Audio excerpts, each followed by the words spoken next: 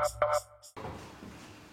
maintenant que tu es vide, on va te mettre dans une poubelle jaune, on va te transporter dans une usine et tu deviendras autre chose qu'une bouteille. C'est génial!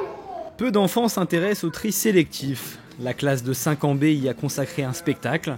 La douzaine d'élèves étaient habillés avec des matériaux de récupération, des costumes forcément en accord avec le thème du recyclage. J'avais envie de faire un projet qui puisse avoir un caractère pédagogique et on s'est dit pourquoi ne pas travailler sur la sensibilisation à l'environnement, mais quelque chose qui puisse être concret pour les enfants. Et on a dit le tri sélectif, c'est quelque chose qu'ils peuvent faire à l'école, qu'ils peuvent faire à la maison et qu'on peut vraiment mener concrètement avec eux parce qu'ils sont petits et il faut des choses qui leur parlent. En tout cas, une chose est sûre, c'est que maintenant, avant de jeter quelque chose dans la poubelle, ils me disent « Maîtresse, alors ça, on va le mettre dans la poubelle jaune, ça, je le mets dans la poubelle ordinaire ». Donc maintenant, ils se posent la question déjà sur leurs déchets, comment les jeter, où les mettre.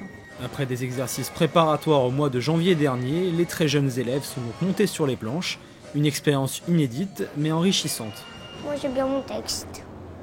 Moi, j'aime bien les musiques et on apprend à trier. Hier, j'avais oublié de jeter ma glace à la poubelle et après, j'ai jeté à la poubelle. Ça me fait penser qu'on recycle des choses au lieu de ne pas polluer la terre.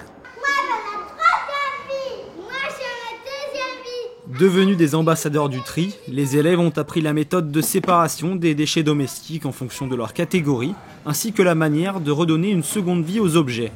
Ils ont été épaulés par Catherine Lerin, qui a écrit les dialogues, mis en scène, puis dirigés. Moi, au travers de mes pièces de théâtre, je veux qu'il y ait un message qui passe et un message qui soit important pour les enfants.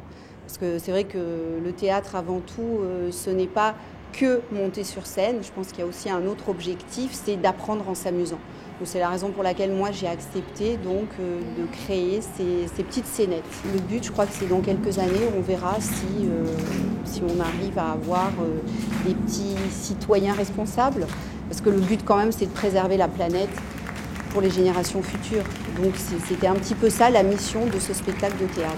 Avant les grandes vacances et le passage en CP, la classe ira visiter à la fin du mois de juin l'exposition permanente du Musée d'art moderne de Nice qui transforme les déchets en œuvres d'art.